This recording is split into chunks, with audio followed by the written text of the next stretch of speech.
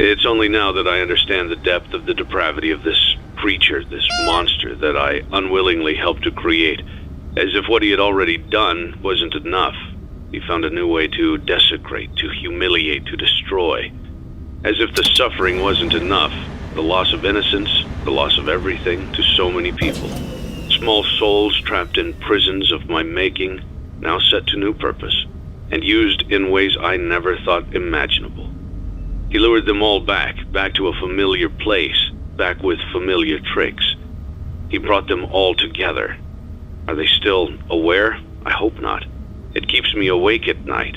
I could make myself sleep, but not yet. Not until I undo what he has done and heal this wound. A wound first inflicted on me, but then one that I let bleed out to cause all of this. He set some kind of trap. I don't know what it was, but he led them there again. He overpowered them again, and he robbed them of the only thing that they had again. I don't know how those tiny breaths of life came to inhabit those machines, but they will never find rest now, not like this. I have to call them all back, all of them, together in one place. Congratulations! You went somewhere you weren't supposed to go, saw something you weren't supposed to see, and prevented a tidy resolution to a messy problem. Needless to say, you're fired. But before you go, take this certificate of insanity. We're giving it to you to ensure that no one believes you and to ensure that we can promptly replace you without incident. There is a truck waiting for you outside. Take care. You played right into our hands. Did you really think that this job just fell out of the sky for you? No. This was a gift for us. You gathered them all together in one place, just like he asked you to. All of those little souls in one place, just for us.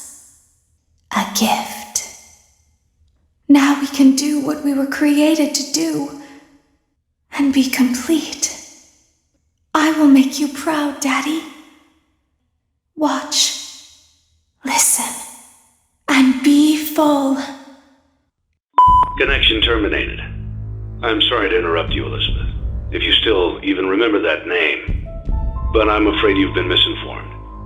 You are not here to receive a gift.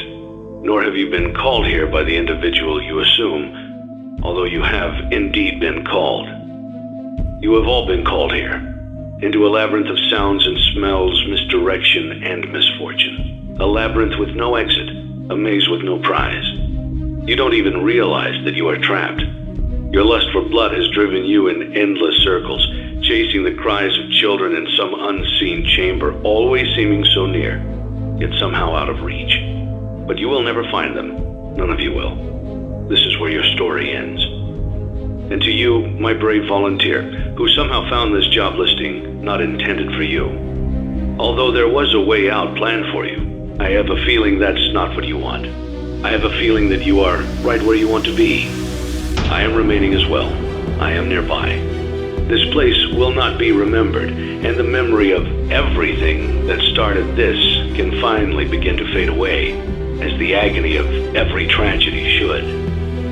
And to you monsters trapped in the corridors, be still and give up your spirits. They don't belong to you. For most of you, I believe there is peace and perhaps more waiting for you after the smoke clears. Although for one of you, the darkest pit of hell has opened to swallow you whole.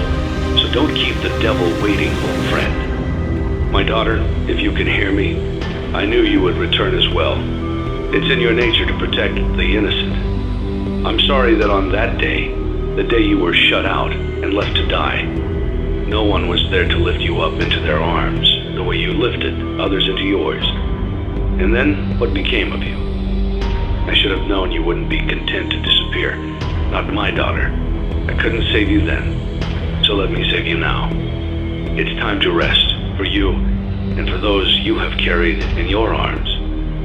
This ends, for all of us, in communication.